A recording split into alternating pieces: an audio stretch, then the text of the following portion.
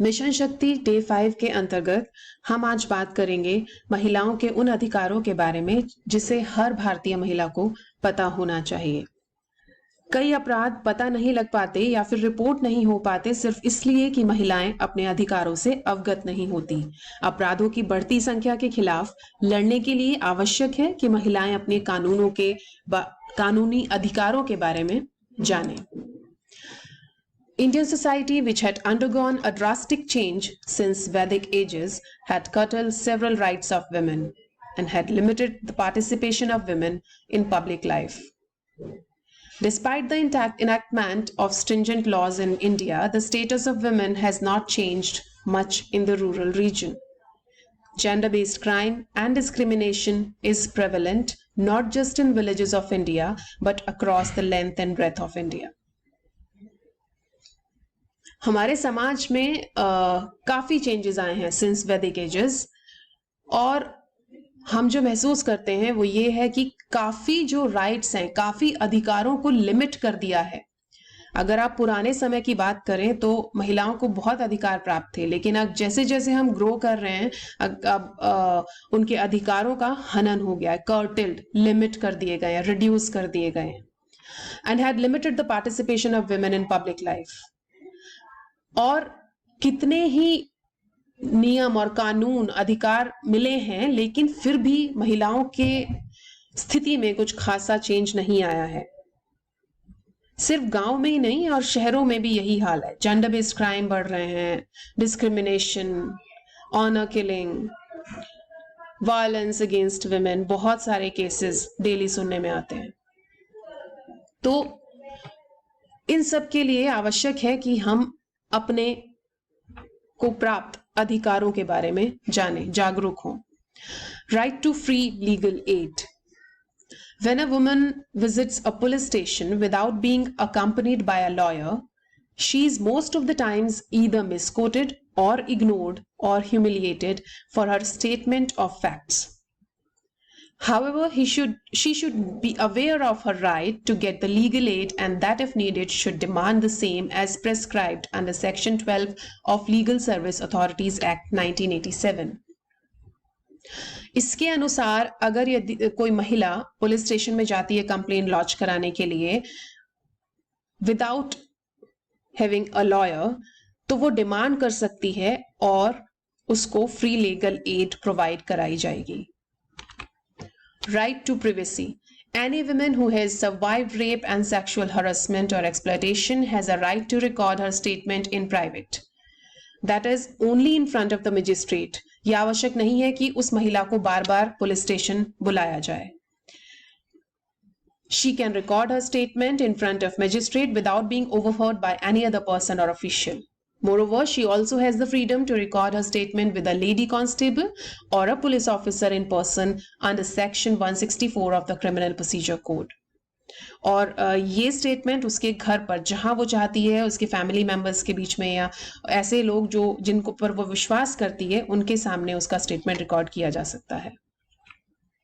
Right to virtual complaints.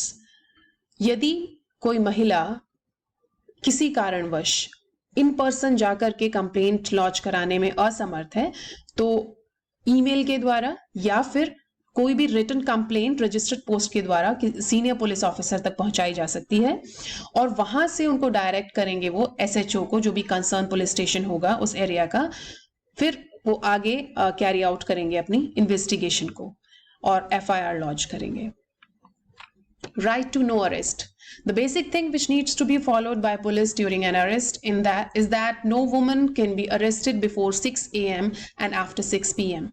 even if an arrest warrant has been issued against a woman under Section 46 of Civil Procedure Code of India 1973. तो अगर warrant issue भी है तब भी 6 बजे से पहले सुबह और 6 बजे के बाद शाम के किसी भी महिला को गिरफ्तार नहीं किया जा सकता। Right to not being called to the police station. A woman cannot be directed or forced to come to police station for interrogation under Section 160 of the Criminal Procedure Code. This law provides Indian women with the right to not being physically present at the police station for questioning. जैसा कि मैंने अभी बताया कि किसी भी महिला को क्वेश्चनिंग के लिए पुलिस स्टेशन में आने के लिए दबाव नहीं डाला जा सकता. The police can interrogate the women at her residence in presence of a women constable and family members. Right to equal pay. It is one of the most important rights every Indian woman has and must know.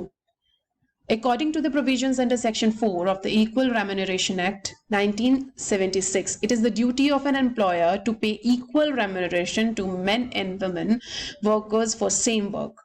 अगर आप same काम ले रहे हैं एक female से और एक मेल वर्कर से, तो they are entitled for the same pay, same wages.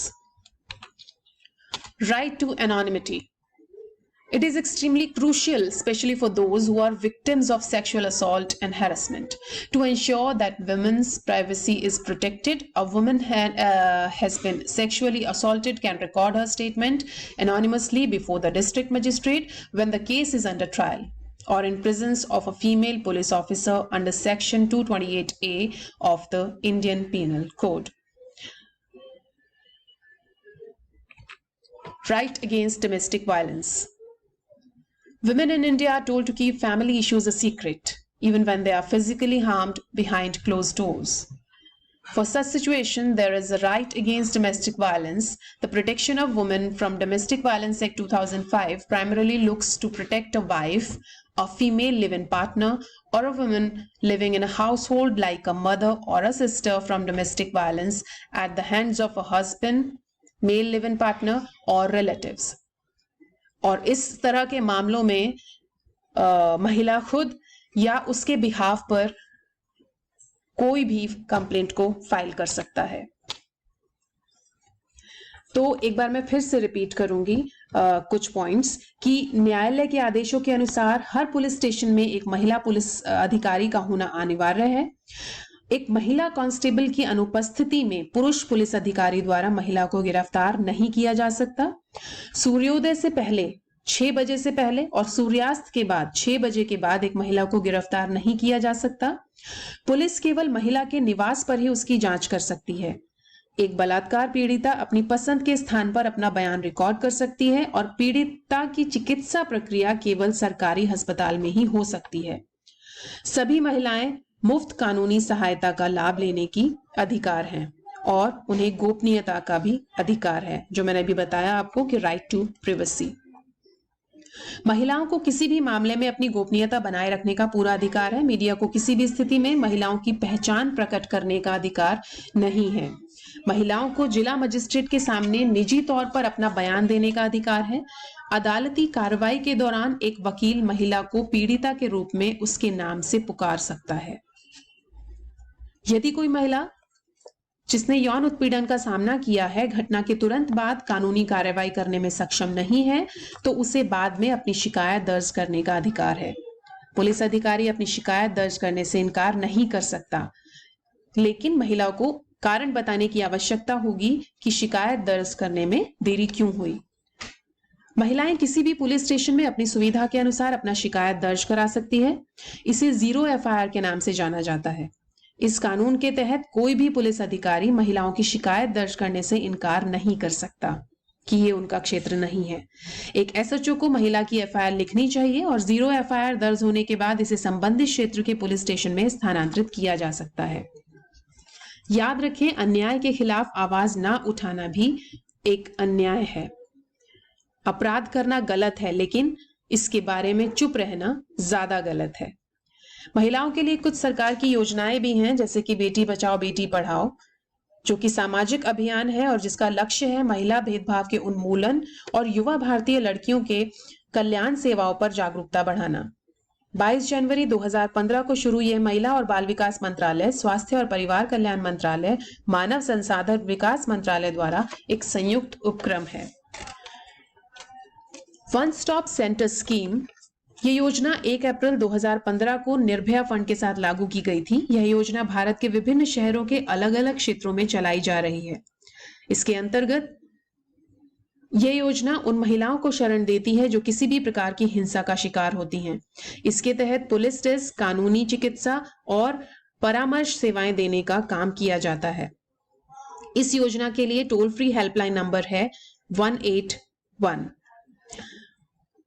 Working women hostel नाम की भी एक योजना है जिसका उद्देश्य है काम करने वाली महिलाओं के लिए सुरक्षित आवास आसानी से उपलब्ध कराना। यहां उनके बच्चों की देखभाल की सुविधा और जरूरत की हर चीज आसपास उपलब्ध हो। ये योजना शहरी, सेमी अर्बन, ग्रामीण सभी जगह पर उपलब्ध है जहां पर महिलाओं के रोजगार के लिए अवसर मौजूद हैं। तो ये था कंक्लूजन। आई होप कि आप लोग काफी अवेयर हुए होंगे इस वीडियो के बाद। Women who are unaware of their rights cannot claim them. जब तक अधिकारों के प्रति जागरूक नहीं होंगे तो हम उनके बारे में क्लेम भी नहीं कर सकते। Be respectful to women for they are mothers of mankind. Thank you.